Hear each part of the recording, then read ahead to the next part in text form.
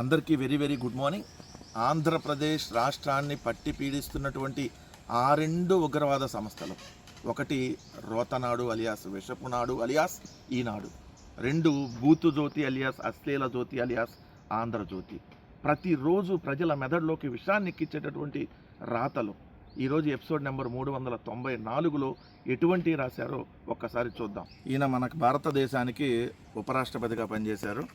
నిజంగా సిగ్గుతో తలదించుకోవాలి ఎట్టంటే వాళ్ళు ఉపరాష్ట్రపతిగా పనిచేశారంటే. ఎందుకంటే ఈయన నిరంతరం చంద్రబాబు నాయుడిని లోకేష్ని పోగొట్టమే ఈయన డ్యూటీగా పెట్టుకొని ఉంటాడు. ఈయన పేరు వెంకయ్య నాయుడు. నిన్న చూడండి, ప్రభుత్వ పాఠశాలను ప్రోత్సహించడం అన్నాడు. బాగుంది అంతవరకు, దాన్ని ఎవరో కూడా కాదనరు. అదే జగన్మోహన్ రెడ్డి గారు ఉన్నప్పుడైతే ఇంగ్లీష్ మీడియం విద్య అట్లాంటివన్నీ పెడితే వ్యతిరేకించినటువంటి వ్యక్తుల్లో ఈయన కూడా ఒకడు.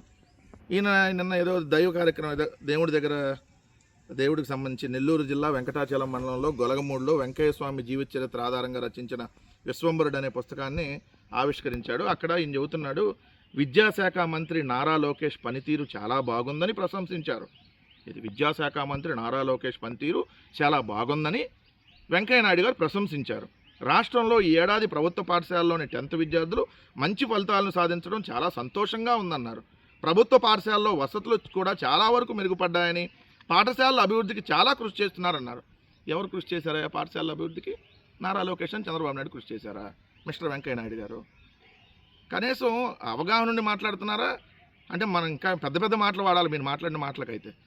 జగన్మోహన్ రెడ్డి గారు ముఖ్యమంత్రిగా ఉన్నప్పుడు 38,000 స్కూళ్ళని నాడు నేడులో భాగంగా బాగు చేస్తే ఒక్కరోజు మీరు మాట్లాడలా. ఈరోజు ఒక్క స్కూల్ కూడా నారా లోకేష్ ఏదైతే విద్యాశాఖ మంత్రి అయినాక బాగు చేయకపోయినా బాగు చేశాడని మీరు చెబుతున్నారు. పక్కన వాళ్ళకి క్రెడిట్ వాళ్ళు దొబ్బేస్తున్నారు, కరెక్టే. మీరు కూడా వాళ్ళకి ఇవ్వటం ఏంటి? కనీసం సిగ్గుపడాలి కదా. రెండోది, జగన్మోహన్ రెడ్డి గారు ముఖ్యమంత్రిగా ఉన్నప్పుడు ఇంగ్లీష్ మీడియం విద్యను తీసుకొని వస్తే వ్యతిరేకించినటువంటి దుర్మార్గమైనటువంటి వ్యక్తుల్లో మీరు కూడా ఒకళ్ళు. ఈరోజు అదే ఇంగ్లీష్ మీడియం విద్యార్థులు ఎక్కువ మంది పాస్ అయింది. ఎంటైర్ 10th క్లాస్ రిజల్ట్ చూడండి. ఏదైతే తెలుగు మీడియం చదివేటటువంటి వాళ్ళు ఫెయిల్ అయ్యారు ఎక్కువ మంది ఈ సంవత్సరం. రెండోది, జగన్మోహన్ రెడ్డి గారు ఉన్నప్పుడు 8వ తరగతి విద్యార్థులకు ట్యాబులు ఇస్తే దాంట్లో బైజూస్ కంటెంట్ పెట్టిస్తే బైజూసా ఏ జ్యూస్ అని మాట్లాడారు. సిగ్గుపడాలి, సిగ్గు కూడా ఉండాలి కనీసం మీకు. మీలాంటి వాళ్ళని ఉపరాష్ట్రపతి చేసుకున్నందుకు భారతదేశం సిగ్గుపడాలి ఫస్ట్. మొత్తం ప్రజలందరూ సిగ్గుపడుతున్నారు. ఆ రోజు బైజూస్ కంటెంట్ తెస్తే ఏ జ్యూస్ అని మాట్లాడినటువంటి వ్యక్తులు.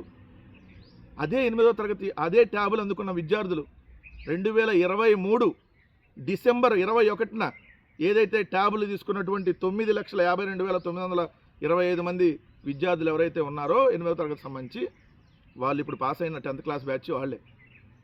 పోయిన సంవత్సరం పాస్ అయినటువంటి వాళ్ళు 2022లో జగన్మోహన్ రెడ్డి గారు ప్రభుత్వం ట్యాబులు ఇచ్చిన వాళ్ళు. ఇప్పుడు పాస్ అయిన వాళ్ళు 23 ఏదైతే 8వ తరగతి 23లో 8వ తరగతి చదువుతున్నటువంటి వాళ్ళు. అంటే వాళ్ళు 24కు వచ్చేటప్పటికి 8వ తరగతి ఎగ్జామ్స్ రాశారు. 25 9వ తరగతి ఎగ్జామ్స్, 26 మన 10వ తరగతి ఎగ్జామ్స్. బైజూస్ కంటెంట్. అలానే టీచర్లు కూడా 6వ తరగతి నుంచి ఆ పైన తరగతి గదిలో ఇంటరాక్టివ్ ఫ్లాట్ ప్యానల్స్, ఇతర పాఠశాలలో స్మార్ట్ టీవీలు. ఇన్ని జగన్మోహన్ రెడ్డి గారు 38,000 స్కూళ్ళు, అమ్మఒడి కార్యక్రమం.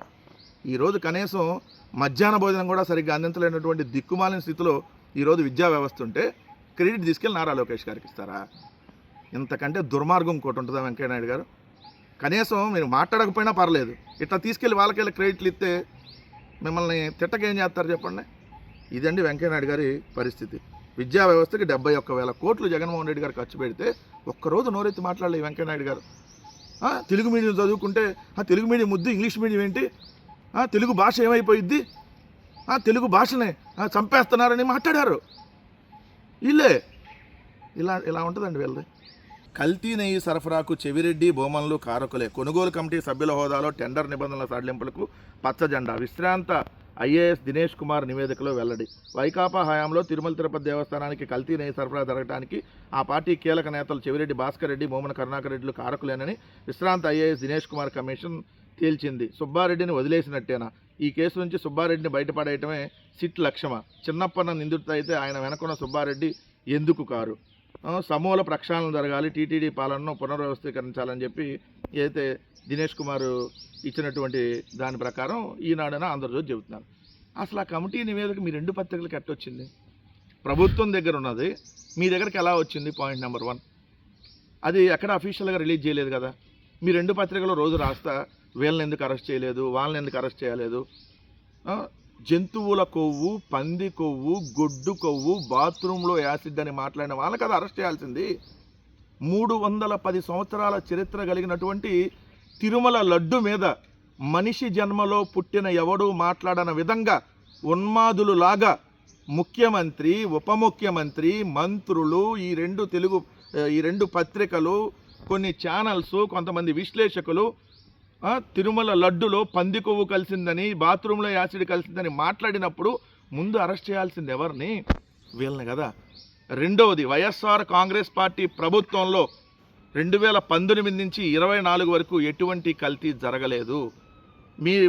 మీ ప్రభుత్వంలో, మీరు ముఖ్యమంత్రి చంద్రబాబు నాయుడు గారు ప్రభుత్వంలో కల్తీని అని తెలిసిన ఏఆర్ డైరీ ద్వారా వచ్చింది రిజెక్ట్ చేసి మళ్ళీ వైష్ణవి డైరీ ద్వారా దాన్ని పంపిస్తే దాన్ని వాడారు అనేది సిబిఐ సిట్ ఇచ్చింది. మరి కల్తీ నెయ్యి వాడినటువంటి దుర్మార్గులు ఎవరు, దుర్మార్గమైనటువంటి ప్రభుత్వం ఎవరిది? అది కదా రాయాల్సింది. జగన్మోహన్ రెడ్డి గారి ప్రభుత్వంలో కల్తీ కలిసిందని మీరు ఆరోపిస్తున్నారు కదా. ఏ రోజు, ఏ శాంపిల్, ఏ డైరీది ఏ ల్యాబ్కి పంపిస్తే కలిసింది, దాన్ని ఎప్పుడు వాడారు చెప్పండి మీరు.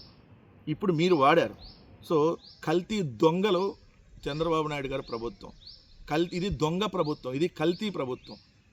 పాలు కల్తీ, నీరు కల్తీ, కలుషిత నీరు దాగి ఏదైతే చనిపోతూ ఉంటారో, కల్తీ పాలు దాగి చనిపోతూ ఉంటారు, కల్తీ నెయ్యి, మొత్తం మీ ప్రభుత్వమే వచ్చిందే కల్తీ కదా. ఈవీఎంలు అనేటటువంటి మాయాజాలంతో వచ్చారు. సో రోజు ఇటువంటి వార్తలు రాసి వాళ్ళు ఉన్నారు, వీళ్ళు ఉన్నారు. 2 సంవత్సరాలైంది. ఏ గుడ్డె గాడితకి ఏమి తోముతున్నారని అడుగుతున్నా. మామూలుగా పళ్ళు తోముతున్నారు అంటారు కదా, నేను ఇంకేం తోముతున్నారని అడుగుతున్నా. రోజు అక్కడ కుంభకోణం జరిగింది, ఇక్కడ కుంభకోణం జరిగింది, తప్పుడు అరెస్టులు తప్ప మీరు పీకింది ఏంటి? ఏం పీకారా? సిగ్గుండాలి మాట్లాడటానికి మీకు. 2 సంవత్సరాలు అయితే ఇంక అక్కడ ఇసుకలో జరిగింది, లేదంటే ఆడుదాం ఆంధ్రాలో, లేదంటే మద్యంలో, లేదంటే అది కల్తీ, ఇది కల్తీ. తప్పుడు కేసులు పెట్టి అరెస్ట్ చేయడం తప్ప ఇంతకంటే మీరు పొడిసింది ఏంటి? ఇంకో 2 ఏళ్ళు, ఇంకా సంవత్సరం పోతే ఎలక్షన్ 3 వచ్చేస్తుంది. ఈ విధంగా తప్పుడు రాతలు రాసి, అందుకని ఈ పత్రికలు అనేది విషపు పత్రికలు అనేది ఇందుకే. భారతీ సిమెంట్ది పాత పాటే, సున్నపు రాయి లీజులు సక్రమంగానే పొందామంటూ వాదన, గనుల శాఖ కమిటీ ముందు హాజరై వివరణ, వారం రోజుల్లో లీజు రద్దు ఉత్తర్వులు అని చెప్పి ఈనాడు పెట్టినటువంటి హెడ్డింగ్. వీళ్ళు నిరంతరం ఏదైతే భారతీ సిమెంట్స్ మీద, లేదంటే సాక్షి పేపర్ మీద, లేదంటే జగన్మోహన్ రెడ్డి గారి వ్యాపార సంస్థల మీదో, లేదంటే వైఎస్ఆర్ కాంగ్రెస్ పార్టీ మీదో, లేదంటే జగన్మోహన్ రెడ్డి గారి మీదో, జగన్మోహన్ రెడ్డి గారి కుటుంబ సభ్యుల మీదో ప్రతిరోజు విషం చిమ్మేటటువంటి వార్తలు. ఇది కక్షపూరితం కాకపోతే ఏంటి? ఈరోజు పరిశ్రమలను మీరు ప్రోత్సహించాలనేటటువంటి ఉద్దేశం ఉంటే ఇలా ఎందుకు రద్దు చేస్తారు?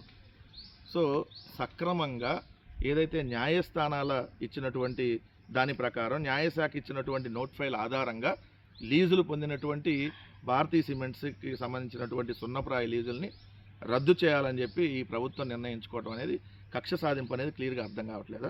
ఇక్కడ చూడండి, వైఎస్ఆర్ కడప జిల్లా కమలాపురం మండలంలోని 509.18 ఎకరాలు, ఎర్రగుంట్ల మండలంలో 235.56 ఎకరాల్లో 2 సిమెంట్ గ్రేడ్ సున్నప్రాయ లీజుల్ని రఘురామ్ సిమెంట్స్ లిమిటెడ్ దరఖాస్తు చేసుకోగా 2008లో వైఎస్ ప్రభుత్వం ప్రాథమిక అనుమతి ఇచ్చింది. అనంతరం ఇది భారతీ సిమెంట్ చేతుల్లోకి వెళ్ళింది. జగన్ ప్రభుత్వం 2024 ఫిబ్రవరిలో భారతీ సిమెంట్స్కు 2008 నాటి దరఖాస్తులు ప్రాథమిక అనుమతి ఆధారంగా లీజులు మంజూరు చేస్తూ ఉత్తర్వులు ఇచ్చింది. అది ఉత్తర్వులు డైరెక్ట్గా ఇవ్వాల. గతంలో తాము ఇచ్చిన వివరణపై న్యాయశాఖ ప్రభుత్వానికి ఏమని సూచించిందో ఆ నోట్ ఫైలు తదితరులు ఇవ్వాలని భారతీ సిమెంట్ కోరినట్టు తెలిసింది. తర్వాత లిఖితపూర్వకంగా కూడా వివరణ ఇస్తామని తాజాగా అది కూడా అందజేసింది. భారతీ సిమెంట్స్ వివరణలోని అంశాలను గనుల శాఖ అధికారులు పరిశీలిస్తున్నారు. 2-3 రోజుల్లో ప్రభుత్వానికి నివేదిక ఇవ్వనున్నారు. ఇది న్యాయస్థానం ఇచ్చినటువంటి నోట్ ఫైల్ ఆధారంగా ఏదైతే సక్రమంగానే లీజులు ఇవ్వటం జరిగింది, ఎక్కడ కూడా అక్రమ మార్గంలో ఇవ్వాలి. మీరు అక్రమ మార్గంలో దాన్ని రద్దు చేయాలని చూస్తే మళ్ళీ మీరే పాత పాట పాడుతుంది భారతీ సిమెంట్స్ కాదు. మీ పత్రికలు, మీ కూటమి ప్రభుత్వం కక్ష సాధింపు బాట పట్టింది, కక్ష సాధింపు పాట పాడుతూ ఉందనేది రాస్తే దీనికి కరెక్ట్గా సూట్ అవుతుంది.